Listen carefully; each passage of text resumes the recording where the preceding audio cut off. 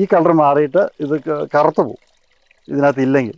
ഒരെണ്ണം നമ്മുടെ കയ്യിൽ പറ്റിയിട്ടുണ്ടെങ്കിൽ അത് കഴുകി വൃത്തിയാക്കിയ ശേഷമേ അടുത്തതിൽ പോയി തൊടാവുള്ളൂ. ജീവാണുവളങ്ങൾ ആണ് നമ്മൾ ജൈവ കൃഷിക്കായിട്ട് പ്രധാനമായിട്ട് ഉപയോഗിക്കുന്നത്. അപ്പം മറ്റ് കെമിക്കൽ ഉപയോഗിക്കുന്നത് എല്ലാവർക്കും അറിയാവുന്ന കാര്യങ്ങൾ തന്നെയാണ്. ജീവാണുവളങ്ങൾ, സൂഡോമോണസ്, ട്രൈക്കോഡെർമ ഇങ്ങനെയുള്ള കാര്യങ്ങൾ നമ്മളത് കടയിൽ നിന്ന് മേടിക്കുമ്പം ചിലവ് കൂടുതലാണ്. ഒരു 400 രൂപ ഒക്കെ ഒരു കിലോയ്ക്ക് വില വരും.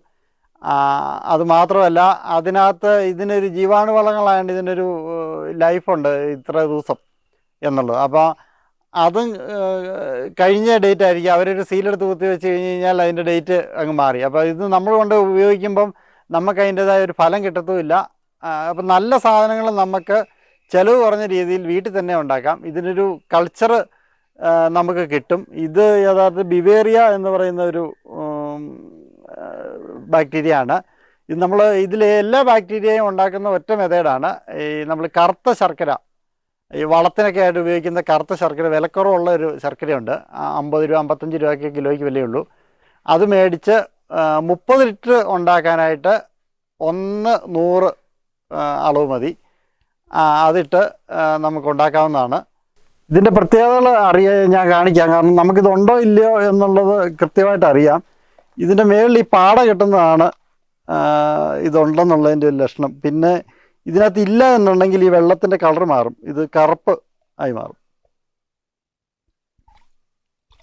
ഈ കളർ മാറിയിട്ട് ഇത് കറുത്തു പോകും ഇതിനകത്ത് ഇല്ലെങ്കിൽ. ഇതുള്ളതുകൊണ്ടാണ് ഇതിങ്ങനെ നിൽക്കുന്നത്. ഈ പാട കെട്ടി ഇതിൻ്റെ ഈ കപ്പലെല്ലാം ഉണ്ട്.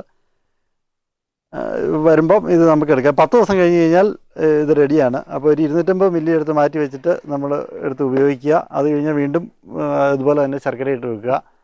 അപ്പോൾ എത്ര പ്രാവശ്യം വേണമെങ്കിലും നമുക്കിത് ഉപയോഗിക്കാം, ഒരു പ്രശ്നമില്ല.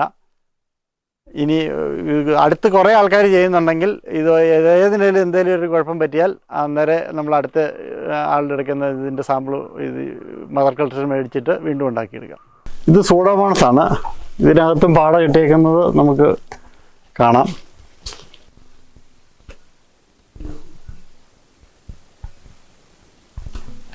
ഇത് നമ്മളിപ്പോൾ ഇത് ഉപയോഗിക്കുന്നതിന് മുമ്പ് അടുത്തത് ഇതിനകത്ത് ഒരു ചെറിയ പാത്രം ഞാനൊരു മദർ കൾച്ചർ ഉണ്ടാക്കി വെക്കുന്നതാണ്.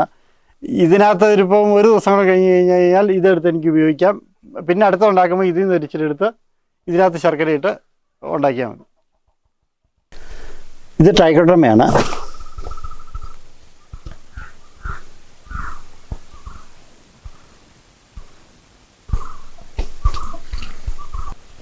നമ്മൾ ഇച്ചിരി കാര്യങ്ങൾ ശ്രദ്ധിക്കേണ്ടതുണ്ട്. കാരണം ഈ ഒരു പാത്രത്തിൽ നമ്മൾ ഇതിനെല്ലാം ഒരു കപ്പ് എല്ലാം ഒന്ന് വേറെ വേറെ ആയിരിക്കണം. ഓരോ അളവിന് ഓരോ കപ്പായിരിക്കണം. പിന്നെ ഒരെണ്ണം നമ്മുടെ കയ്യിൽ പറ്റിയിട്ടുണ്ടെങ്കിൽ അത് കഴുകി വൃത്തിയാക്കിയ ശേഷമേ അടുത്തതിൽ പോയി തൊടാവുള്ളൂ എന്ന് മാത്രമുണ്ട്.